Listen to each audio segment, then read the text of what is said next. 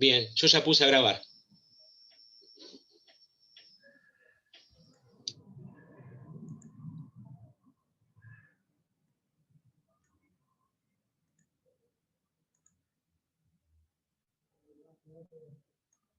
Ahí se ve. Sí, Guille.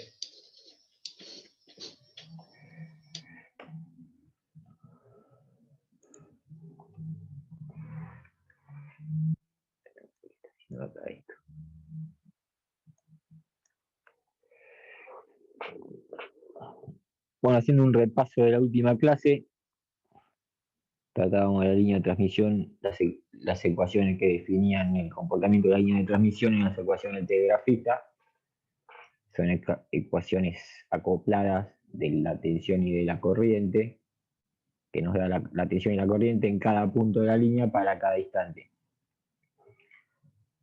Para excitación senoidal pasábamos a los fasores y la solución era más sencilla, no sé por qué no avanza. Y normalmente la línea la ponemos para conectar un generador con una carga o ser parte de una red, ¿no? La red más sencilla sería un generador que alimenta una carga. Para excitación armónica, usando los fasores, nos quedaba la ecuación conocida de Helmont, donde la constante de propagación se calculaba en función de los parámetros característicos de la línea R, L, G y C, que eran respectivamente la resistencia por unidad de longitud, la autoinductancia por unidad de longitud, la conductancia por unidad de longitud y la capacitancia por unidad de longitud. Son datos que dependen de la geometría y de los materiales compuestos de la línea y del dieléctrico que cercano a la línea, pues por donde va la energía. Y en general nosotros tomamos que no varían con la frecuencia, pero en forma más general sabemos que la resistencia por el efecto pelicular, tanto como la inductancia, tienen variación con respecto a la frecuencia, pero nosotros con una aproximación tomamos que eran constantes, que dependían únicamente de la geometría y de los materiales.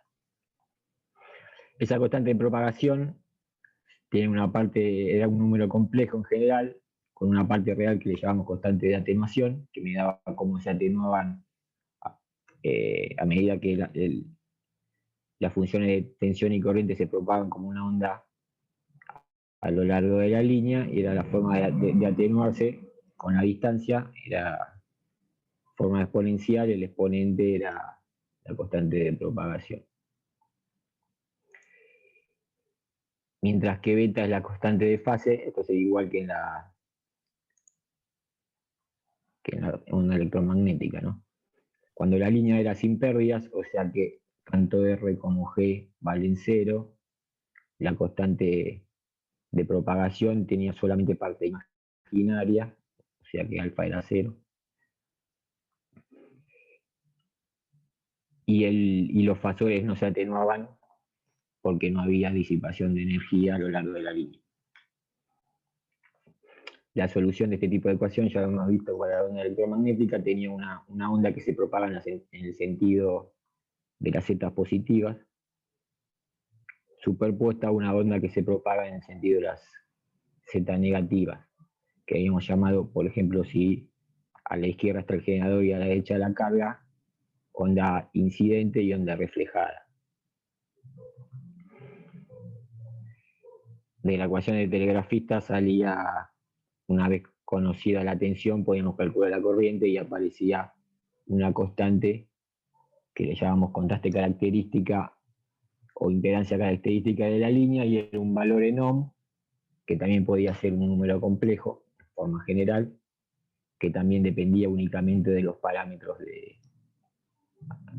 se calcula de esta forma y tiene una parte, puede tener una parte real y una parte imaginaria. Si la línea era sin pérdidas, como esto era cero, es un valor real.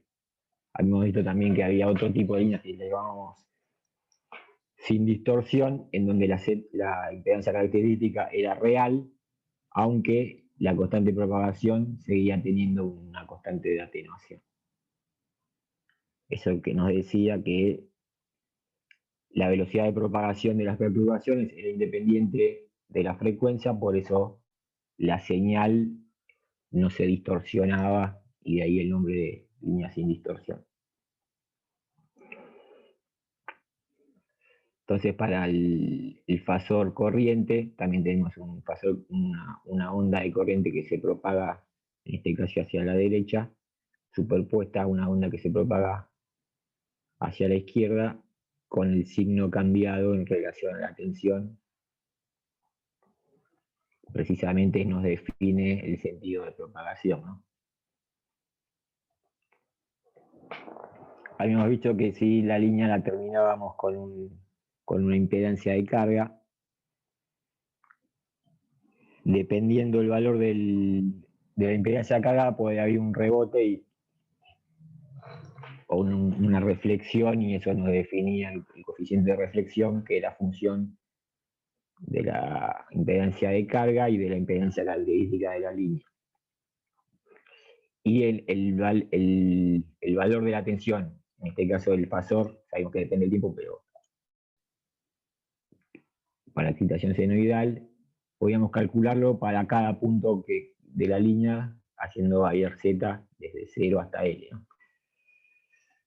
A veces es conveniente tener en cuenta cuánto vale, digamos, en la entrada y en el final de la línea, sin importarnos demasiado qué ocurre en el medio.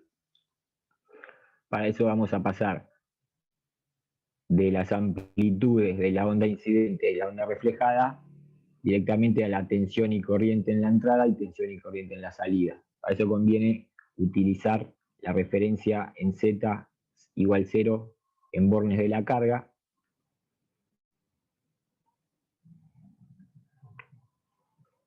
y vamos a llamar a la tensión de entrada como a la tensión de salida, o sea, en bornes de la carga como B2, y a la corriente de salida como I2. La condición de borde en la carga es precisamente que B2 es igual a ZL por I2, ¿no? Por I de Ohm. Acuérdense que en la línea usamos parámetros distribuidos, y tanto en el generador como en la carga podíamos usar parámetros concentrados a modo de un dipolo, digamos, un circuito equivalente de Thevenin. Si Z va a 0 en los bornes de la carga, en la entrada Z va a menos L. La tensión y la corriente en la entrada le vamos a llamar B1 y ahora queremos poner B1 y B2 en función, B1 y I1 en función de B2 y I2. O sea, la tensión y corriente en la entrada respecto a la tensión y corriente en la salida.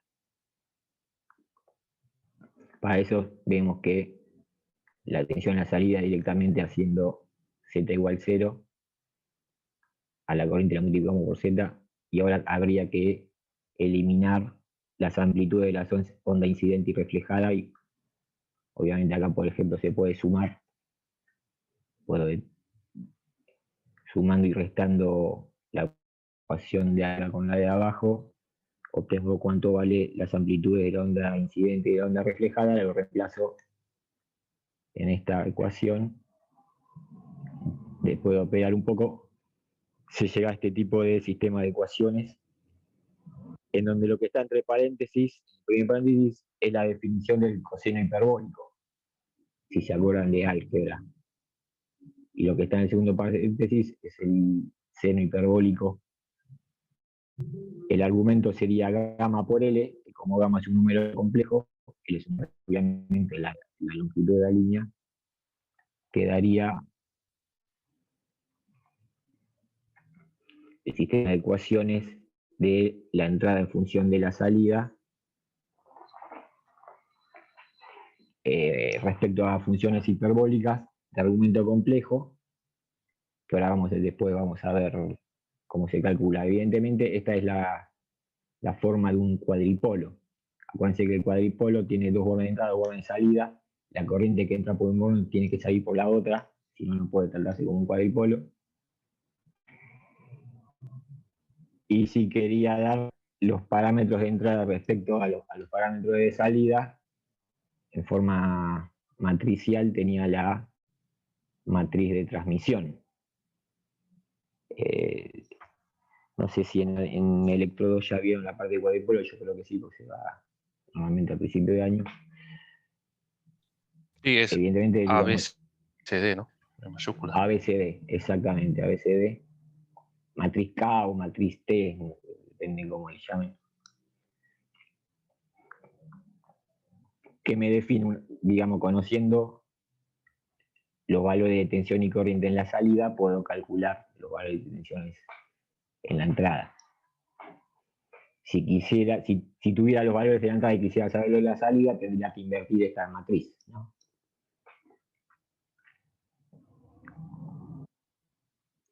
El tema es cómo se calculan las funciones hiperbólicas con el argumento complejo.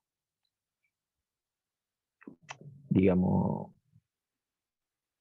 reemplazando gamma por alfa más j beta, sería, fíjense que acá queda patente que el argumento del coseno hiperbólico es un número complejo, haciendo distribución y aplicando las reglas de la definición de coseno hiperbólico y coseno trigonométrico, me queda que la parte real tiene esta forma, es el coseno hiperbólico de la parte real del número complejo o el coseno trigonométrico de la parte imaginaria, que la parte imaginaria ya es un número real, digamos, no tiene la j. Y la parte imaginaria es el seno hiperbólico de la parte real del número complejo o el seno trigonométrico de la parte imaginaria.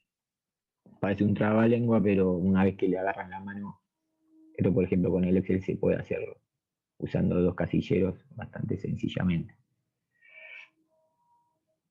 Haciendo lo mismo con el seno hiperbólico, queda este tipo, la forma de cálculo. Como recomendación, obviamente después se puede, esta es la forma binómica del número complejo, se puede pasar a la forma exponencial o con módulo y ángulo. Siempre es conveniente usar el ángulo en radianes. Se puede usar también en grados, pero para evitar errores cuando se calculan logaritmos u otros tipos de funciones de argumento complejo, es conveniente no moverse de los radianes porque están definidos precisamente para los radianes, ¿no? Si la tangente hiperbólica de argumento complejo se define como el seno sobre el coseno hiperbólico, y una identidad hiperbólica muy conocida es que esto es al cuadrado, ¿no? El coseno, acá está mal. El coseno hiperbólico al cuadrado menos el seno hiperbólico al cuadrado vale 1. Me lo voy a corregir. Que sería, si se fijan, es el determinante de la matriz de transmisión.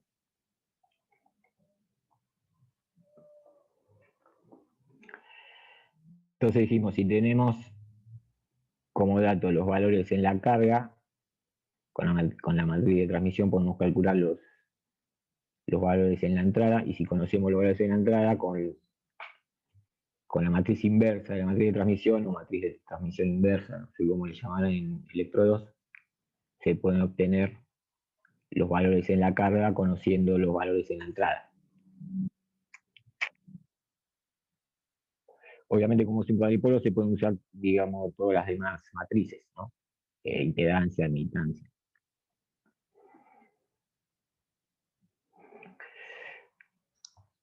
Lógicamente es conveniente por ahí salir de las ecuaciones mediante un circuito equivalente, que evidentemente el circuito equivalente es un circuito que representa las ecuaciones que quiere representar, igual que por ejemplo en el transformador. Si a veces que el circuito equivalente tiene componentes que tienen algún significado físico, pero no es estrictamente necesario. Lo que tiene que cumplir es representar exactamente las ecuaciones. Como la matriz de transmisión, que tiene 4 elementos A, B, C y D, 3 únicamente son independientes, porque la diagonal principal es igual. necesitamos un circuito equivalente con 3 elementos. Una de las formas típicas es representarlo mediante un circuito pi. Otra puede ser un circuito T, pero el que aparece más frecuentemente es el circuito pi, que tiene dos componentes en paralelo, que vamos a llamarle admitancia en paralelo 1 y 2, y un elemento en serie, una impedancia en serie que le vamos a llamar ZS. El tema es que hay que calcular cuánto vale estos valores que me hagan representar exactamente este sistema de ecuaciones. Para eso tengo que encontrar la matriz de transmisión de este cuadripolo. Hay muchas formas de hacerlo. Por ahí la más fácil es dividir este cuadripolo en 3. Vamos a ver si... entero. Por ejemplo, la matriz de transmisión de este circuito simple, la tensión de entrada es igual a la salida, la primera fila, y la corriente en la entrada es la corriente en la salida, más la tensión en la entrada por la admitancia en paralelo.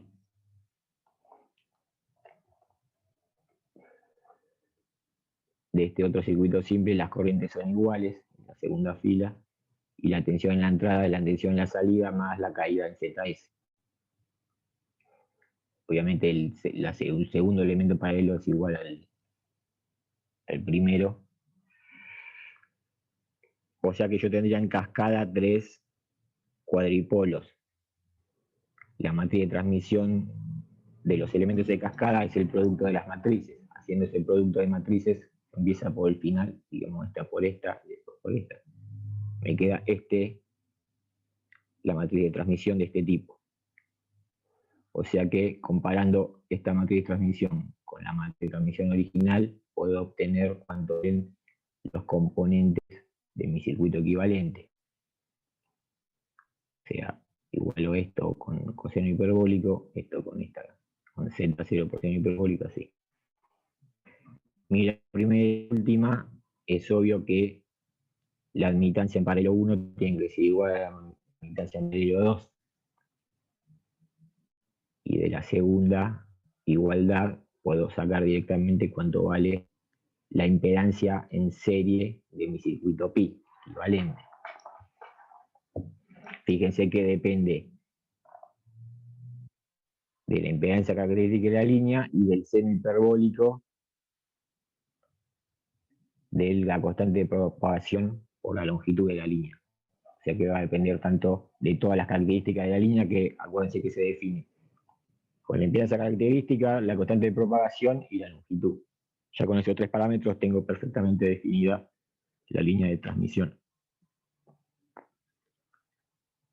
Para calcular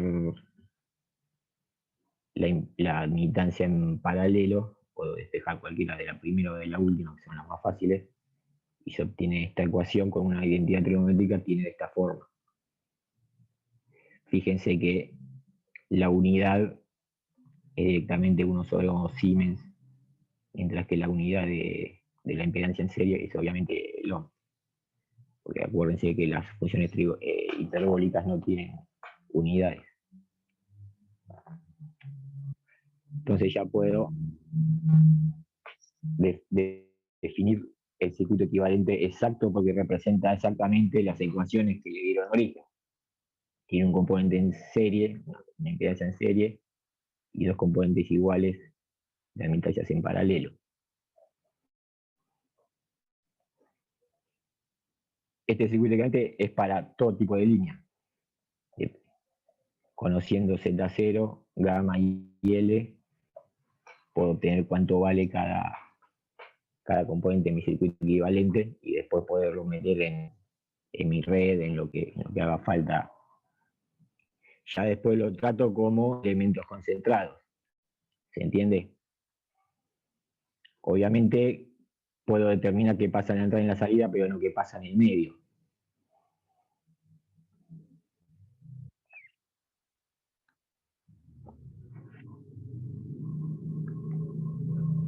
Vamos a ordenar un poquito la impedancia en serie Si multiplico y divido por gamma L, Z0 por gamma, si hacen la cuentita con la definición de Z0 y de gamma, me queda que es la resistencia por unidad de longitud más J omega, la inductancia por unidad de longitud por la longitud. Para las líneas cortas, yo puedo aproximar el seno de gamma L sobre gamma L. Cuando gamma L tiende a 0, esto tiende a 1, igual que no es el mismo límite que para números reales. O sea que cuando este factor tiende a 1, yo puedo aproximar el elemento en serie con directamente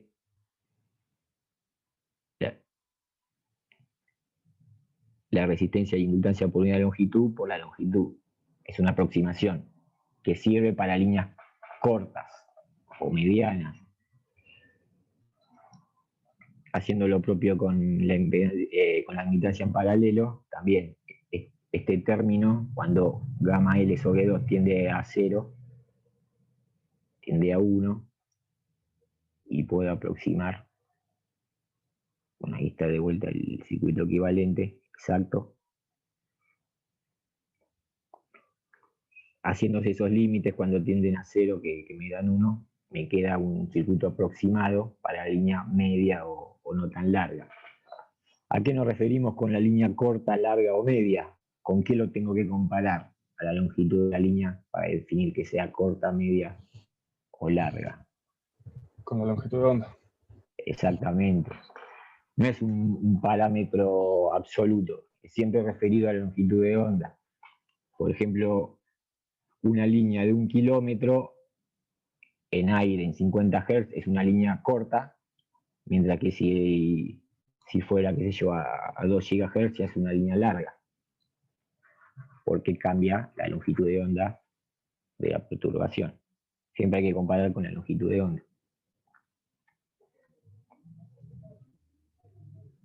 ¿Cómo defino cuando es corta, larga o media? Bueno, es dependiendo de ese factor, cuán cerca de 1 esté. Normalmente para líneas en aire, por debajo de los 200 kilómetros se puede considerar una línea media. Por encima habría que definir, y para líneas de más de 500 kilómetros ya hay que usar el circuito equivalente exacto. Puedo hacer otra aproximación despreciando los elementos en paralelo, mucho más sencillo, obviamente corta con respecto a la longitud de onda. Esto, por ejemplo, es lo que se usa en baja tensión, donde las longitudes suelen ser bastante menores que la longitud de onda, y puede aproximarse una línea por directamente una impedancia en serie.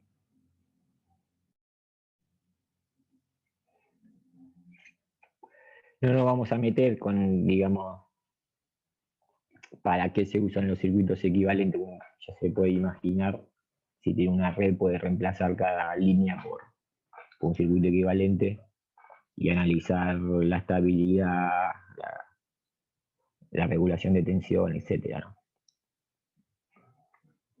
Entonces, dependiendo de cuánto valga la longitud de la línea respecto a la longitud de onda, obviamente tengo que primero calcular la longitud de onda, que acuérdense que lo saco con beta.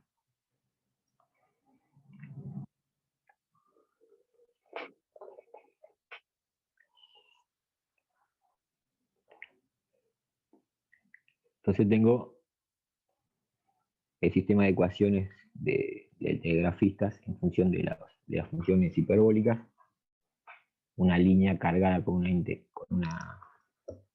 impedancia de carga. La condición de borde en los bordes de la carga es precisamente que la tensión es igual a la impedancia por la corriente, la ley de Ohm. Y es a veces interesante ver qué impedancia en la entrada se ve considerando la línea y la carga. Obviamente la impedancia de entrada sería la tensión en la entrada dividido la corriente en la entrada.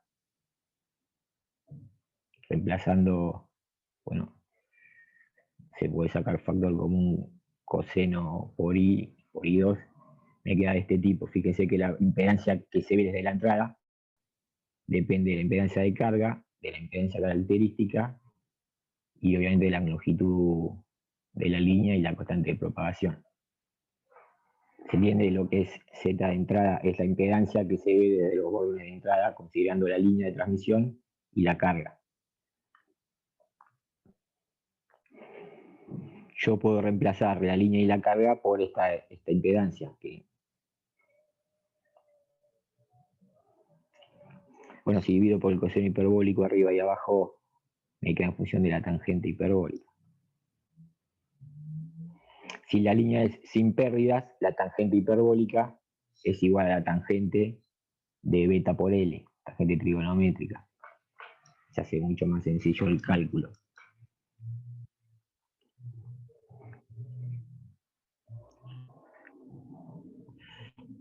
Vamos a ver tres casos particulares de la impedancia de entrada. Para la línea compensada, cuando la línea está compensada, la Z, ¿se acuerdan que la impedancia de carga coincidía con la impedancia característica de la línea? Por eso no habría reflexión de la onda incidente. Si estos dos elementos son iguales, me queda directamente que visto desde la entrada, la línea compensada, se ve la impedancia de la línea.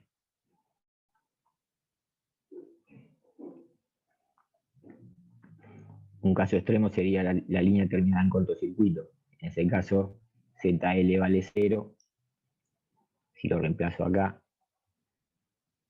me queda que la impedancia vista desde la entrada es la impedancia de la línea por la tangente de la constante de propagación por la longitud de la línea. El otro caso extremo sería en vacío, o sea, cuando ZL tiende a infinito. Y me queda este tipo de expresión. Siempre, fíjese que depende de la característica de la longitud de la línea y la constante de propagación, que son las tres características que me definen la línea de transmisión. Si yo multiplico esta por esta, puedo obtener la impedancia característica de la línea. Esto es una forma experimental de verificar los datos. Normalmente la impedancia característica se define en el proyecto, se calcula como dependían de los parámetros de la línea, yo podía calcularla. Una vez construida la línea, se hace ensayo de cortocircuito y vacío y se puede determinar experimentalmente cuánto vale esa impedancia de la característica de la línea. Si yo divido, puedo obtener cuánto vale la constante de propagación. Obviamente estos valores se miden en el ensayo. Una vez que tengo Z y gamma, puedo obtener los parámetros característicos.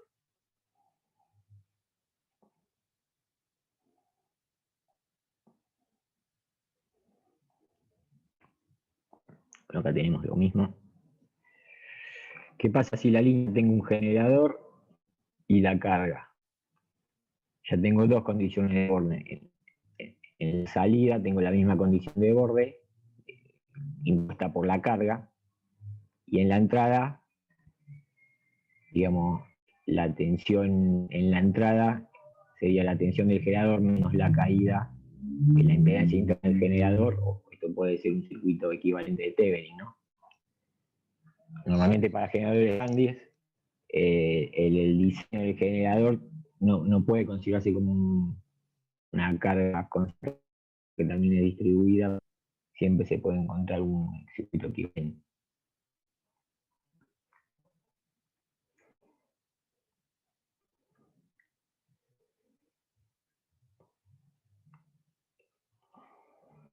Entonces, obviamente el cuadripolo tiene dos condiciones de borde, la entrada y la salida.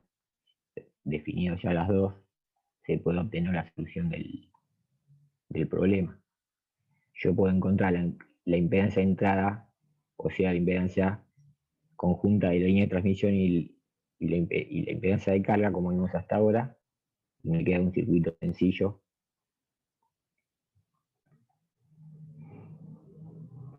Calculando previamente cuánto vale desde los bordes de entrada la impedancia, contemplando la línea y la carga. de este circuito es fácil calcular la corriente de entrada y la tensión de entrada, ¿no? Circuito serie. De acá ya todo, una vez que calcule la impedancia de entrada. Ahora si tengo la tensión y la corriente en la entrada, ¿cómo calculo la tensión y la corriente en la carga?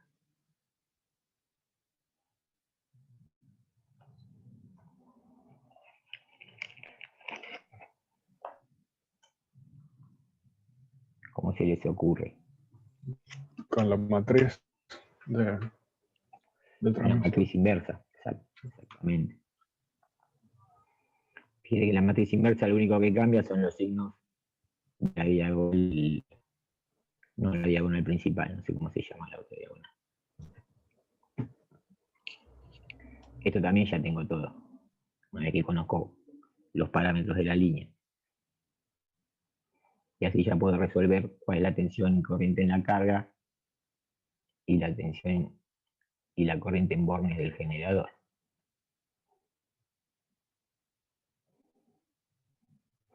Si la línea es sin pérdida, los cálculos son más fáciles. Acuérdense que si la línea es sin pérdida, en vez de esa característica era un número real, o sea, solo tenía parte resistiva. Y dependía de la permitividad y permeabilidad eléctrica y magnética del medio dieléctrico. Si al vacío, ¿esto cuánto valía? ¿Se acuerdan?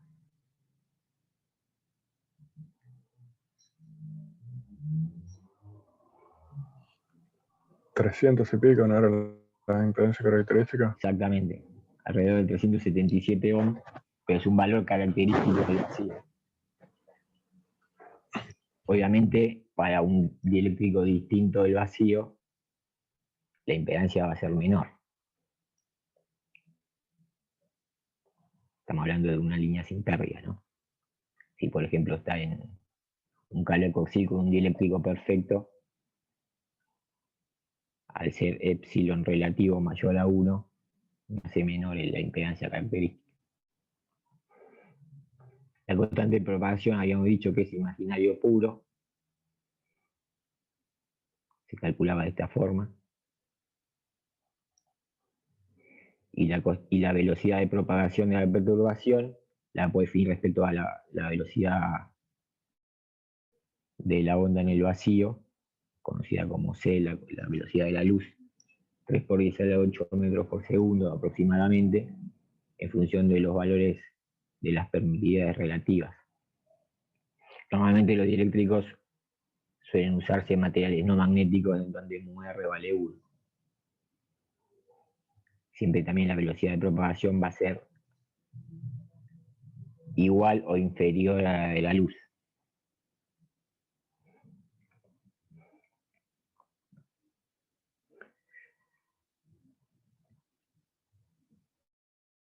Como sabíamos que la constante de fase es la pulsación dividido la velocidad de propagación, llegamos a que hay una relación entre la impedancia del vacío, o sea, 377 ohms, la velocidad de la luz. De acá podemos despejar cuánto vale la longitud de onda para ese tipo de líneas sin pérdida. Y obviamente la velocidad de propagación.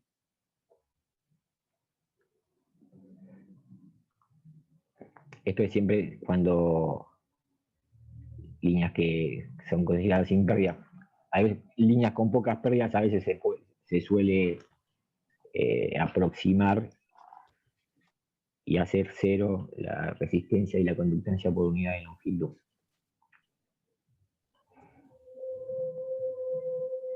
Al ser gamma un imaginario, la tangente hiperbólica pasa a ser trigonométrica, pasa una J acá adelante.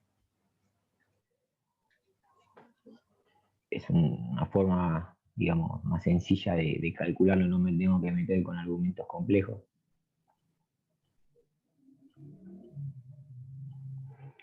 Entonces vamos a ver algunas particularidades de cierto tipo de línea que es bastante usado en la transmisión de señales, no así en la transmisión de potencia, donde las longitudes suelen ser suelen ser mucho más cortas respecto a la longitud de onda.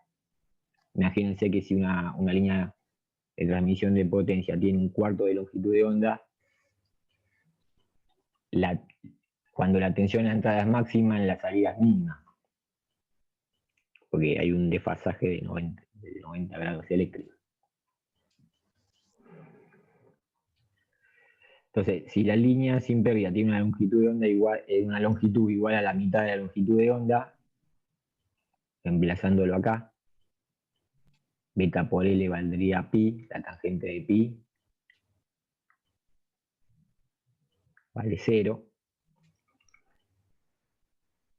Me queda que la impedancia en la entrada es igual a la de carga. Es como que a los efectos prácticos vistos de la entrada, es como que si no existiría la línea de transmisión, cuando la longitud es exactamente la mitad de la longitud de onda.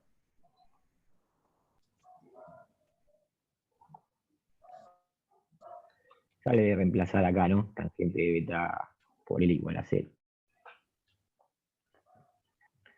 Si la línea tiene un cuarto de la longitud de onda, la longitud de la línea, reemplazando me queda pi sobre 2, la tangente de pi sobre 2 tiende a infinito. Haciendo el límite me queda que la tensión de entrada depende tanto de la impedancia característica como de la impedancia de carga. Esto me permite jugar un poco, y si tengo una línea que alimente una carga que no esté compensada, o sea que la impedancia de carga sea distinta a la impedancia característica de la línea, puedo intercalar una línea, cuando esto es posible, ¿no? De un cuarto de longitud de onda que tenga una impedancia característica adecuada para evitar el reflejo de la onda, que es lo que me provoca que la línea no esté compensada. Vamos a ver un ejemplo. Por ejemplo, yo tengo una línea de una longitud L1 con una impedancia característica Z01, una constante de propagación, es una línea sin pérdidas, ¿no? Que alimenta una carga que no coincide con la impedancia característica de la línea. O sea que si yo alimento esta carga con esta línea, voy a tener una onda reflejada que me va a provocar pérdida de energía, etc. Para evitar eso, puedo intercalar, antes de llegar a los bornes de la carga, otra línea de transmisión cuya longitud sea exactamente de un cuarto de longitud de onda, y va a tener una impedancia característica Z02. ¿Cómo tendría que ser la impedancia de entrada vista desde acá para que no haya reflejo en la línea 1?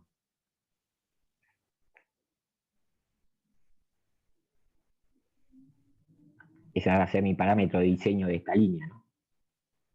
Se llama línea adaptadora.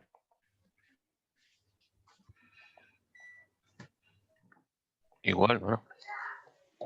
Igual a Z01.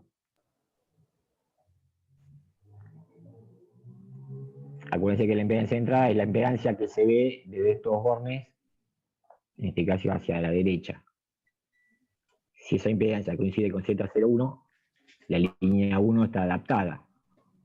Ahora a esta nueva carga, el tramito de línea más la carga que yo quiero alimentar.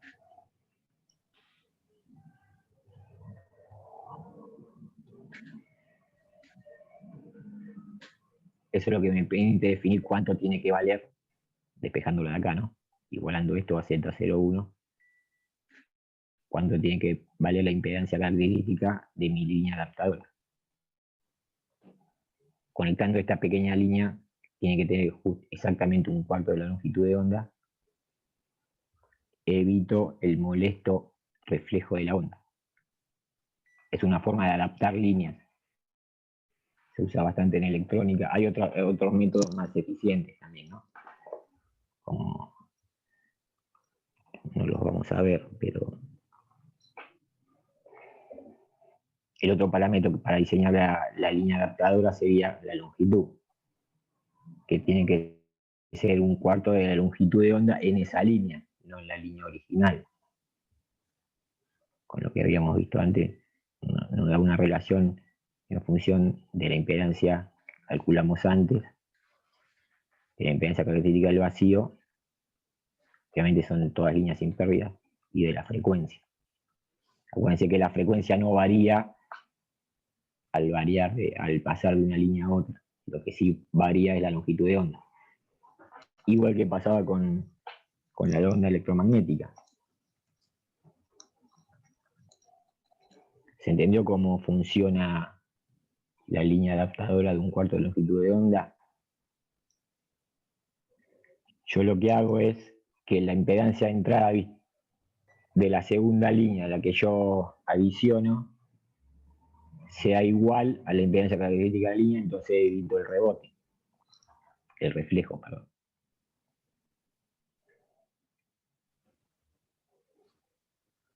Sí va a haber un rebote acá en esta línea, ¿no?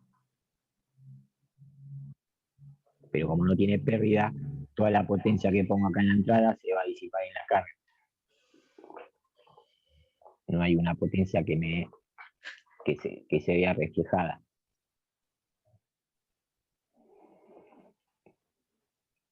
¿Hay alguna duda hasta acá? ¿Alguna consulta?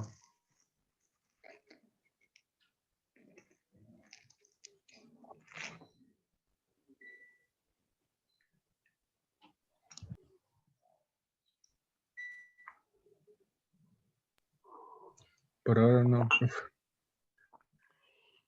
Porque lo que me olvidé de decir es cuando tenemos líneas trifásicas, lo que se hace es analizar una sola fase y para eso hay como por ejemplo, una línea aérea.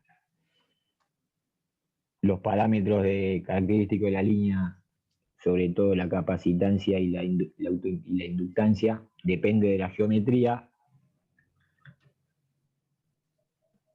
Es imposible que las tres fases sean exactamente iguales, porque o hay distinta distancia entre ellas o distintas distancias respecto a tierra. Entonces lo que se hace son transposiciones, o sea que cada fase a lo largo de la línea esté un tercio de la longitud de la línea en cada lugar geométrico.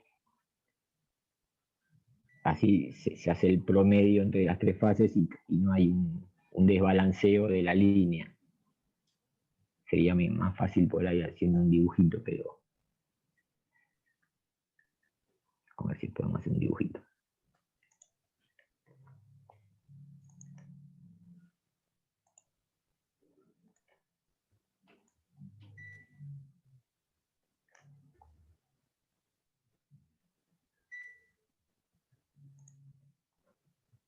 Por ejemplo, yo tengo esta línea. Lo que hago, más o menos a ojo,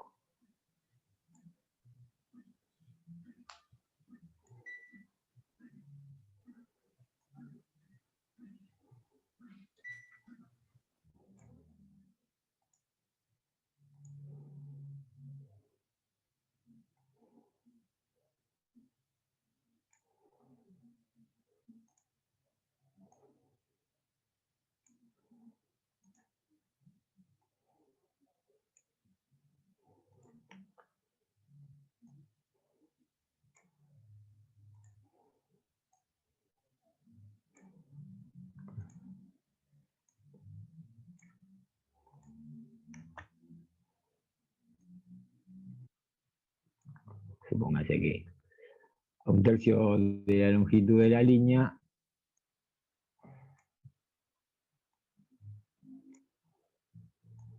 voy haciendo las transposiciones.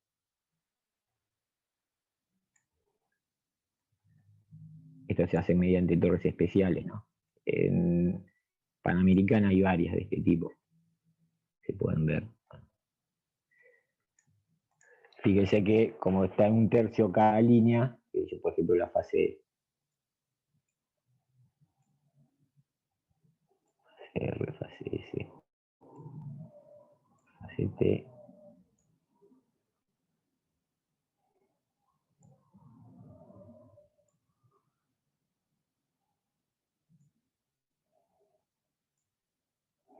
Cada fase está 1/3 de la longitud de la línea en cada posición, o sea que los parámetros característicos, sobre todo capacidad y autoinductancia, son iguales de las 3 fases y yo puedo usar el circuito equivalente de una sola fase.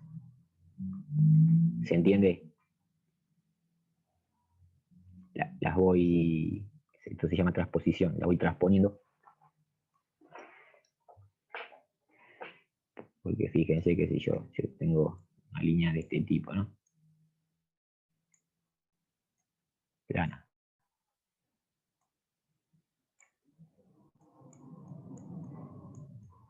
Como esta distancia es distinta a esta distancia, las capacidades y las inductancias van a ser distintas de las fases de afuera respecto a la fase del medio. Yo cada 1/3 de la longitud las voy permutando entre sí, de modo tal que cuando termino toda la longitud tengo las 3 fases que estuvieron 1/3 en cada posición. Esto se llama transposición. Y puedo analizar la línea como una sola fase. Obviamente tengo tensión de fase, que es un cuadrípolo de este tipo, ¿no? Y de fase 1, 1, y a la salida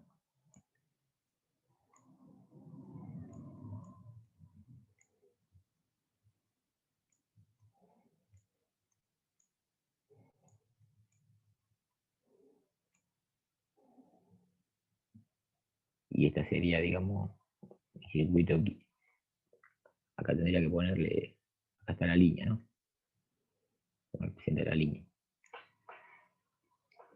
Que tiene un R, L, G y C, que me da el Z0 y el gamma. Y una longitud L. Fíjate que con 2 transposiciones me quedan invertidas las fases. Normalmente se hace una transposición más y se hace 1/6 de la longitud, 1/3, 1/3 y 1/6, y me quedan en el mismo sentido las permuto. Como la permuto 3 veces la fase, me queda en la misma posición.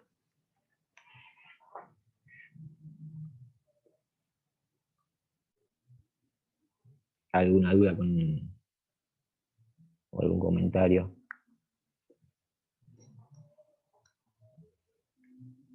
Ahí ya trabajamos como monofásica, ¿no? Claro.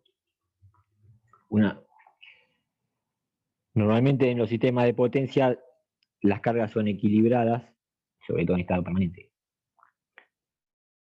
Y al haber hecho las transposiciones, puedo usar una sola fase, que va a ser exactamente el promedio de las 3 fases, ¿no? El R por unidad de longitud va a ser el R de la fase R más el R de la fase S más el R de la fase T sobre 3. Y así con los demás parámetros. Se puede hacer por un análisis energético, por cualquier método que se determine cuánto vale la resistencia, la inductancia, la conductancia y la capacidad por unidad de longitud.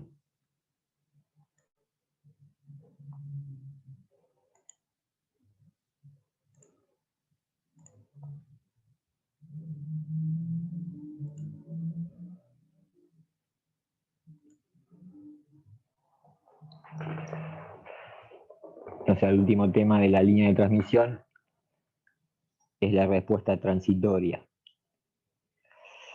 Para que sea sencillo, vamos a hacer que la línea de longitud está alimentada por corriente continua, digamos, una tensión constante. Si fuera una tensión sinusoidal, como es lógicamente, la respuesta transitoria hay que usar transforma de Laplace, etcétera, que se usa en la respuesta transitoria, que complica un poco, pero acá lo interesante es los fenómenos que ocurren en los transitorios. Para eso no hace falta, digamos, meterse tan a... Lo van a ver más adelante en transmisión, seguramente.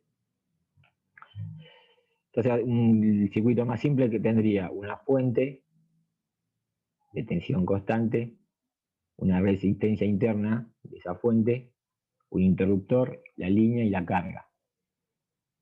En el tiempo de cero, yo cierro el interruptor.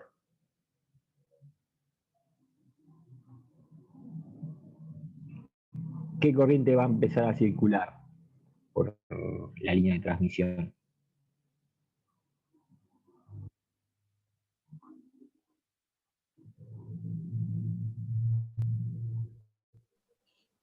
La perturbación, una vez que cierro, va a empezar a propagarse hasta llegar a la carga, ¿no? Pero ¿cuál va a ser la amplitud de la perturbación inicial? La tensión del generador sobre la resistencia del generador. El generador, y una vez que ya entró en la línea, más Z0. Claro. Acuérdense que Z0, digamos, es independiente de la longitud de la línea. Una vez que la perturbación entró un milímetro, ya sabe qué tipo de línea es. Lo que no conoce hasta que no llega hasta acá, cuánto va la resistencia de la carga. Entonces, cuando cierra el interruptor, se va a empezar a propagar como si fuera una línea infinita, sin conocer, obviamente, hasta que no llegue al extremo final cuánto vale la resistencia de carga, pero sí sabe cuánto vale la impedancia de la línea, una vez que entró. ¿Se entiende ese concepto? Se puede repetir una vez que se hace la conmutación en cero, en ese instante vale VG sobre RG Esta más. tensión se va a empezar a propagar por la línea. ¿Está? La impedancia característica de la línea es independiente de la longitud de la línea. Qué sé yo, 75 ohm, 75 ohm, por más que esto valga 1 metro o valga 100.000 kilómetros. ¿Se acuerdan? Entonces se va a empezar a propagar, como no sabe dónde termina, para él es una línea infinita hasta que llega al extremo final. O sea que inicialmente el valor de la tensión, o por ejemplo, de la corriente va a ser dG sobre RG más Z0. Me va a quedar este circuito equivalente cuando yo cierro el interruptor. Sí, me cuesta verlo porque siento que está abierto y la corriente tendría que partir de cero. Claro.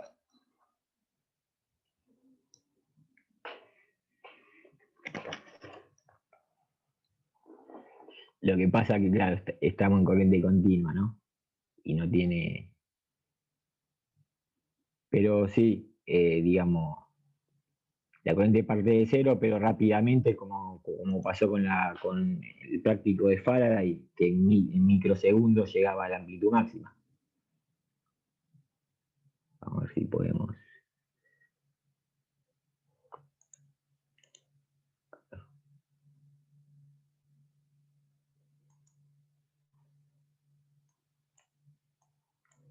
En instante inicial es cero, pero rápidamente va a VG.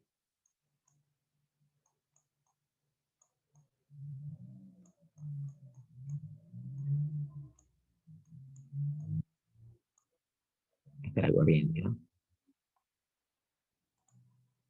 No sé dónde quedó el cursor.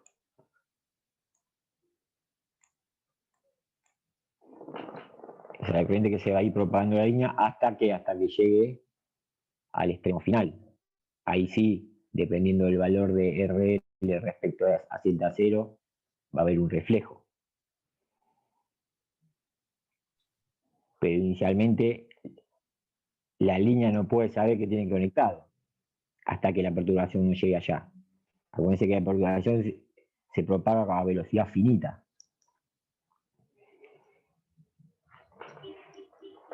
Por un sistema de parámetros distribuidos.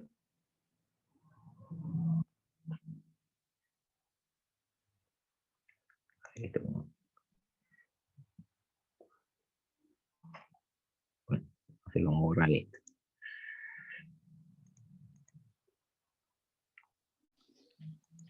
Perdón, Guille, ¿podría decir algo?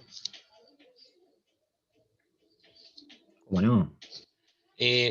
Recuerden, chicos, lo que cursaron en Electro 2, que creo que son la mayoría, las condiciones de conmutación. ¿Y qué ocurre cuando tengo un circuito inductivo, un circuito capacitivo o un circuito resistivo con respecto a los saltos de corriente y de tensión? ¿Está? Recuerden que en la realidad... Vamos a borrar esta porquería. ¿Por qué no quiere borrar? Porque Dale dice control con Z, este. Guille, me parece. A ver si te da bolilla con control Z. Ah, Si no, salís y volvés a entrar de la presentación y le decís que no querés guardar los cambios. De la pantalla completa, quiero decir. Salí de la pantalla completa, decirle que no y vuelve a entrar a la pantalla completa.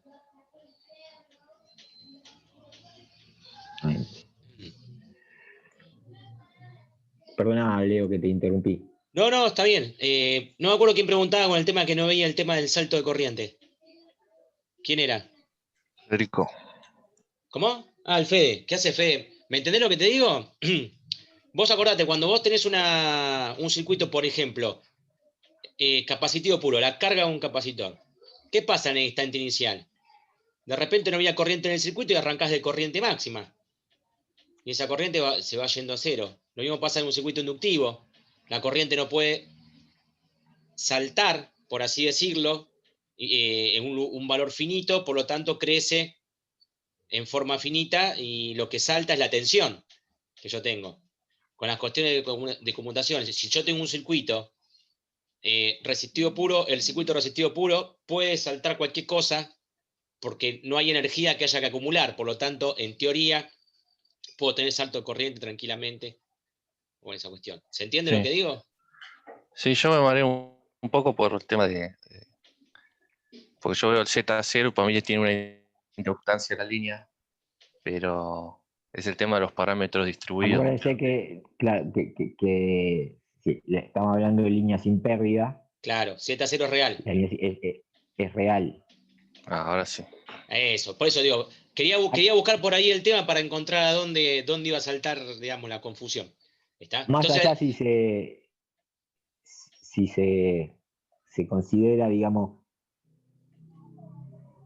que es el salto, digamos, si no existe el salto, la pendiente de crecimiento es tan grande que prácticamente a los efectos prácticos es casi lo mismo, pero acá lo claro, importante es que en la condición inicial no se tiene en cuenta la carga.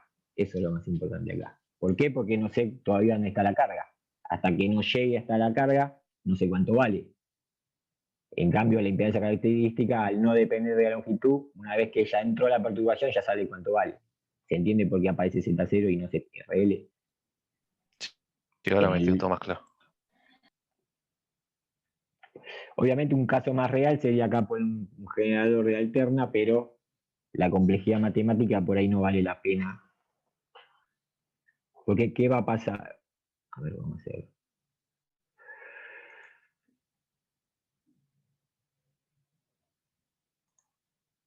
Este va a ir cargando capacitorcitos que están distribuidos, ¿no? No existen físicamente a medida que la tensión y la corriente se desplazan por la línea, van a ir cargando esos capacitorcitos, pero hasta que no llegue a la carga no sabe cuánto vale la carga. Entonces, inicialmente no se tiene en cuenta. Obviamente, una vez que llega a la carga, ¿qué pasa? Bueno, la tensión que aparece es el divisor resistivo este, ¿no? Ahora sí creo que puedo borrar.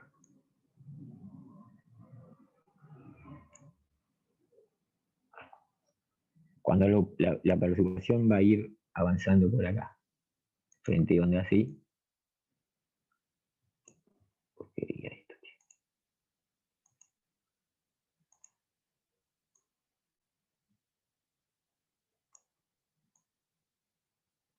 La velocidad de propagación.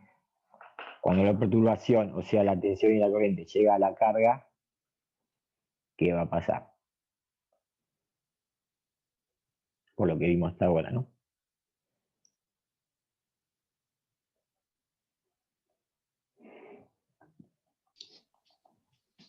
Piensen en el caso general de una línea no adaptada. ¿Qué va a pasar cuando llegue a la carga? Lo que tengo que comparar es esto con esto. Si son iguales, no pasa nada. Y directamente el valor inicial es exactamente el permanente. ¿Se entiende? Si Z0 es igual a R, la corriente final, si esto, digamos, no tiene pérdidas, va a ser RL. Ahora, si RL es distinto, aparece un reflejo en L. Bueno, en este caso pusimos reales, ¿no?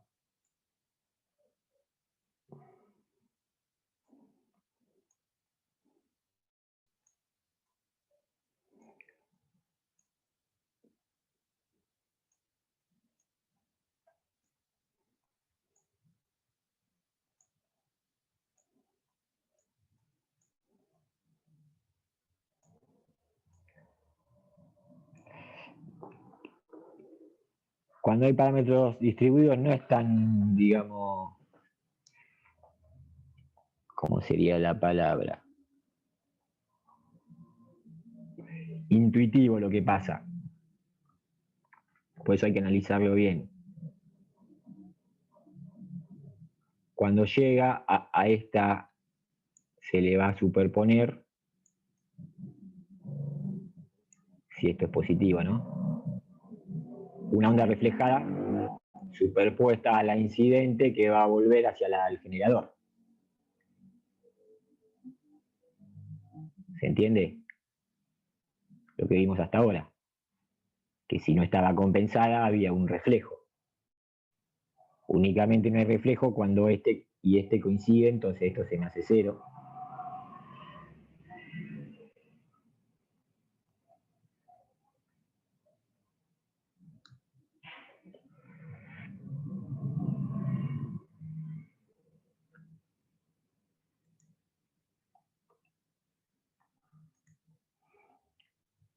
Quedó esto.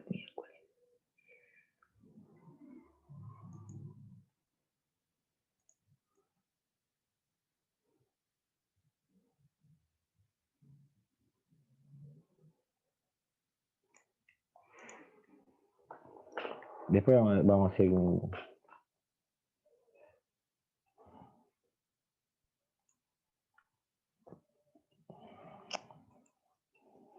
Hasta que llegue la carga, tengo la perturbación inicial. Una vez que llego a la carga, hay un reflejo que vale precisamente la incidente por el coeficiente de reflexión que se superpone.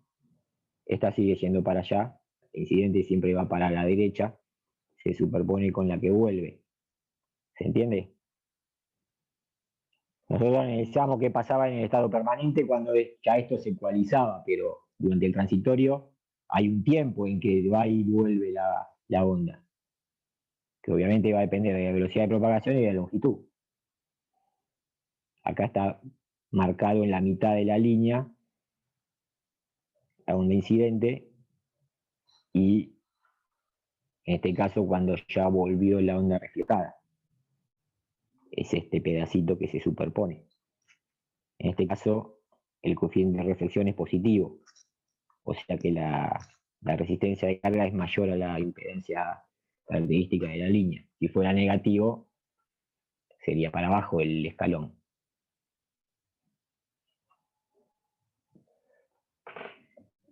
Y cuando llega al generador, ¿qué pasa?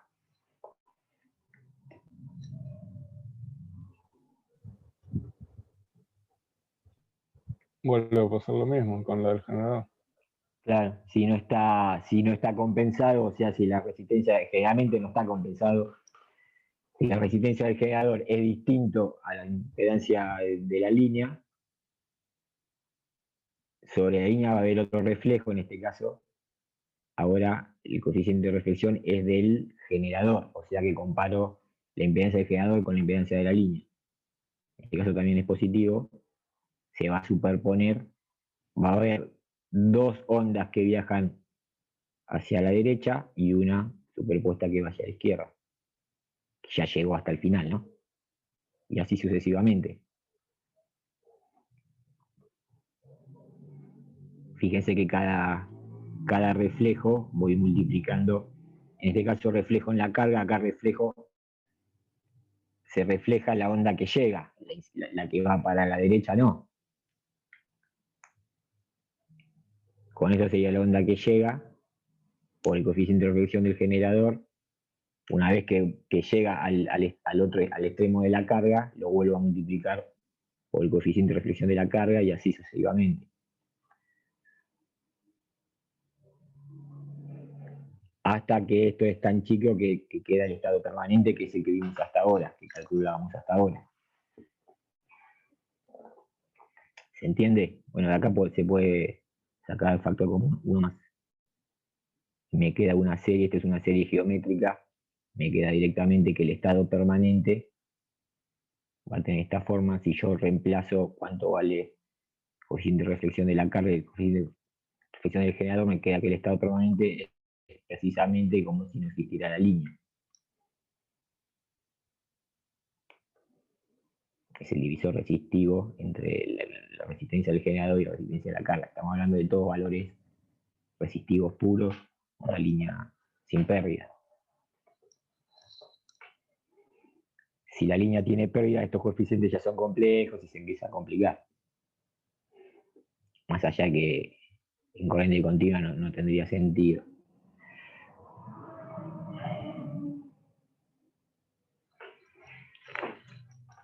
Vamos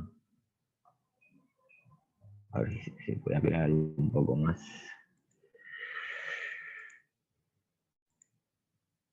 Ahí se ve. Un Excel. Sí. Tengo la tensión del generador, la resistencia del generador, de la línea sin pérdida y de la carga. Con eso calculo los coeficientes de reflexión tanto en la carga como en el generador y el valor inicial de la perturbación que no depende de la carga, como vimos hasta ahora. Entonces, a medida que pasa el tiempo, la perturbación se mueve por la línea hasta que llega y rebota en el extremo de la carga.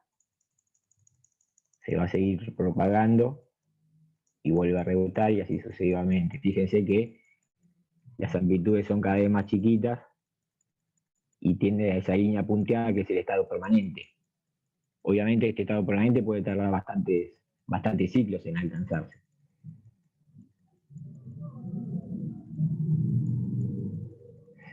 ¿Entienden más o menos cómo funciona el transitorio en una línea?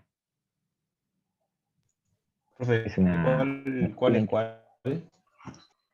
La de arriba la tensión, la de abajo la corriente, pero en este caso como resistivo puro están en fase, no hay ningún problema. Lo que sí, vamos.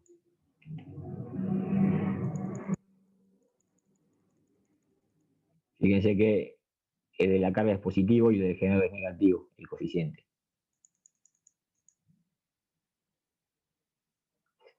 Siempre el coeficiente está referido para la tensión. Al ser positivo, yo le sumo, este es el pedacito, digamos, sería 0,5 por la incidente. 8 por 0,5 son 4, por eso me da 12 la superposición. En cambio, la carga, como cambia de signo, la corriente es menor.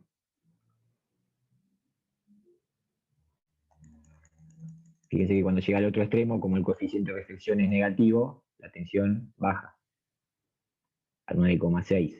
Sería 8 más 4 menos 0,05 por 0,6 por el 4, que da este pedacito. Esto es lo que se refleja en la carga negativo, en el generador, perdón.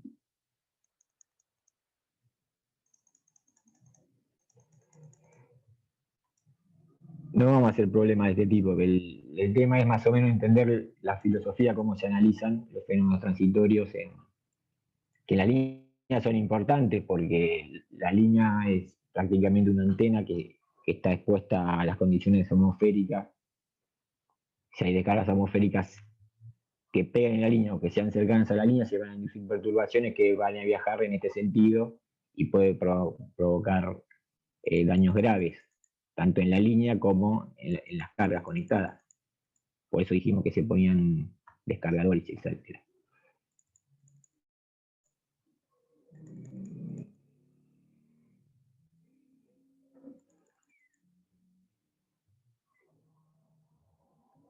Fíjense que la que vuelve en la carga es siempre la mitad de la diferencia. Por eso voy sumando todas las zonas incidentes y reflejadas en cada punto, hasta que queda el estado permanente.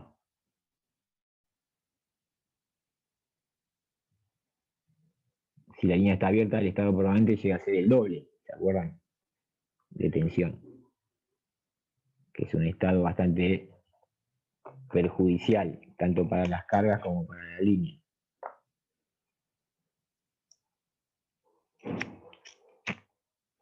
Por eso se evitan las líneas en vacío y se ponen capacitores o inductores en serie paralelo.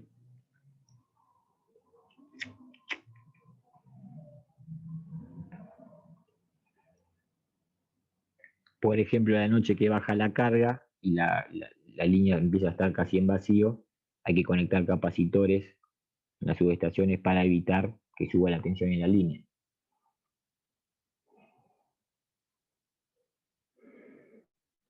O inductores, dependiendo de...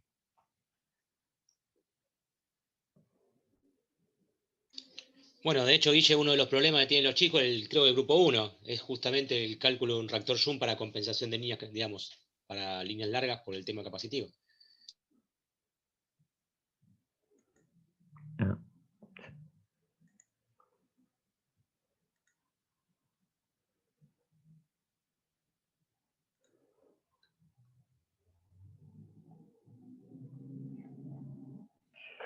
Una forma más sencilla de analizar la respuesta transitoria es el diagrama espacio-tiempo, que digamos en el eje horizontal es la longitud de la línea y en el eje vertical el tiempo. Fíjese que la perturbación viaja a velocidad constante, este t sería el tiempo que tarda la perturbación y en viajar a todo lo largo de la línea, o sea, la longitud sobre la velocidad de propagación. ¿Se entiende? Si yo quiero analizar qué pasa, por ejemplo, a un cuarto de la longitud, en un punto a un cuarto de longitud, hasta que no llegue la perturbación va a ser cero, va a ser la velocidad inicial. Cuando vuelve, tengo que sumar a B1 con B1 por coeficiente de reflexión de la carga. Vuelve a rebotar en el generador. Ahora, digamos, fíjense que el rebote en la carga lo multiplico por el coeficiente de la carga y el rebote en el generador lo multiplico por el coeficiente del generador. Todos estos estados se analizan antes de poner en servicio las líneas, ¿no? Porque si no, cualquier perturbación haría un desastre. Esta es una línea sencilla, digamos, de una sola línea. Normalmente puede haber más de una línea, más de un generador. Hay que analizar todos los casos. Normalmente cuando se pone un generador en la red, si el generador es grande, hay que analizar tanto los fenómenos transitorios como los efectos dinámicos del generador, para que el sistema sea estable y no pase lo que pasó, que un colapso total del sistema interconectado, como pasó el año pasado, por un error en el despacho. Entonces, esto lo que muestra en función del tiempo es la tensión en este punto, por ejemplo, ¿no? A un cuarto de longitud de onda. Va a haber 0 hasta que llegue a la perturbación y va a ser ese valor constante hasta que el reflejo llegue a ese punto. Fíjese que este tramo es mucho más chico que este porque este tramo es más chico que este. Está más cerca del generador, entonces rebota más rápido. Y así sucesivamente hasta alcanzar el estado permanente. Esto dependiendo de los valores de gamma G y gamma L, puede subir y bajar y siempre hay que encontrar la amplitud máxima, que va a ser la sobretensión que va a estar solicitada la línea en el estado transitorio.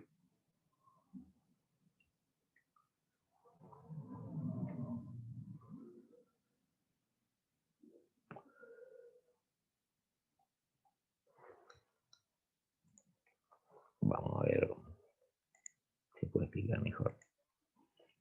Acá tenemos ese mismo. Por ejemplo, si yo quiero saber cuánto vale la tensión, está en rojo, ¿no? Todavía no se ve, Guille. No sé.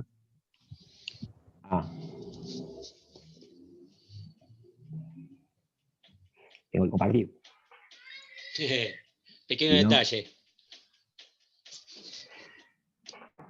Ahora sí, señor. Sí, profe. En este caso, se puede fijar el punto donde yo quiero saber, digamos, este 0,2 sería el 20% de la longitud de la línea, que sería esta longitud. El 20% es por acá, hace una recta. La pendiente de este diente de sierra es la velocidad de propagación, que la perturbación va a estar rebotando entre la carga y el generador. Acá estaría el generador, acá estaría la carga. Cada vez que rebota en la carga lo multiplico por gamma L y cada vez que rebota en el generador lo multiplico por gamma G. Acá tendría la inicial por gamma L, la inicial por gamma L por gamma G y así sucesivamente. Si yo registro la tensión en este punto, me va a quedar un oscilograma de esta forma. Fíjese que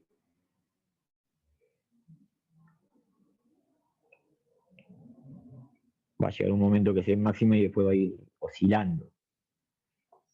Si yo cambio el punto, qué sé yo, a la mitad de la línea, obviamente va a cambiar el registro de tensión. No sé si puedo poner el extremo de la carga. En el extremo de la carga directamente se ve el rebote. Es 0 hasta que llega a la onda. Allá está rebotada y así sucesivamente. En 0 sería el generador. Bueno, ahí tiene unos piquitos, vamos a hacerlo. ¿Se entiende cómo son estos diagramas espacio-tiempo?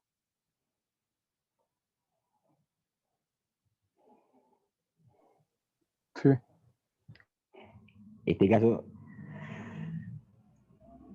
la unidad de esta es el tiempo que tarda. Uno sería el tiempo que tarda la perturbación en llegar de un extremo de la línea al otro, o sea, la longitud de la línea dividido la velocidad de propagación. Si es el vacío, dividido C. Si es otro. Las líneas aéreas en general tienen una velocidad de propagación cercanas a la del vacío, poco menores. Menores en el cobre que en el aluminio, etc. Pero es una velocidad de propagación alta. Entonces, este fenómeno se da relativamente en poco tiempo. En cables, donde la velocidad de propagación es mucho menor, puede tardar varios ciclos que estresa, digamos, el cable, los transitorios. Hay que verificarlo siempre, porque puede estar bien diseñado el cable, pero si no se soporta un transitorio, por ejemplo, de conexión, alguna vez lo tengo que conectar el cable. Podría durante la puesta en marcha quemarse, que es lo que pasa a veces. cuando no se tienen en cuenta los fenómenos transitorios.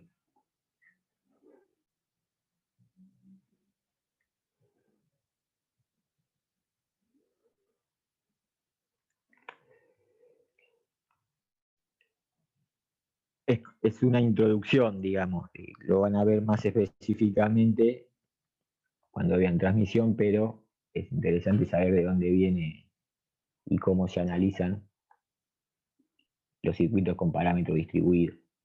Hay que cambiar un poco la cabeza respecto a los parámetros concentrados, que es lo que estamos más acostumbrados.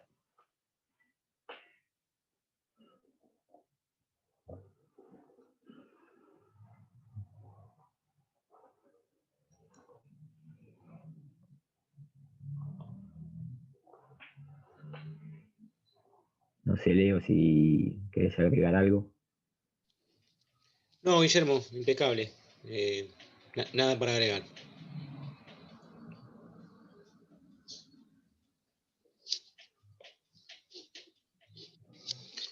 ¿Hay Lo que actividad de esto? iba a decir lo mismo, decirlo, dale. Y fue lo mismo. No, hace de malo vos, hace de malo vos. Sí, así te dejo descansar un poco. Bueno, gente, obviamente esta unidad también tiene una actividad que va a ser la anteúltima del año. La última le va a corresponder a radiación, que es el último tema. Al menos el último tema evaluable, digamos, ¿no? Dijimos que la parte de relatividad la vamos a compartir, pero no la vamos a evaluar. De vuelta, es una guía de problemas donde barre un poco todo esto. Es relativamente sencillo, los problemas son sencillos, no se salen mucho de lo que Guillermo explicó en clase. A entregar también, va a estar colgado del campus. Y nada más por mi parte, Guillermo. Después simplemente decir que la semana que viene, Dios mediante, si no hay ningún inconveniente, vamos a estar viendo radiación electromagnética.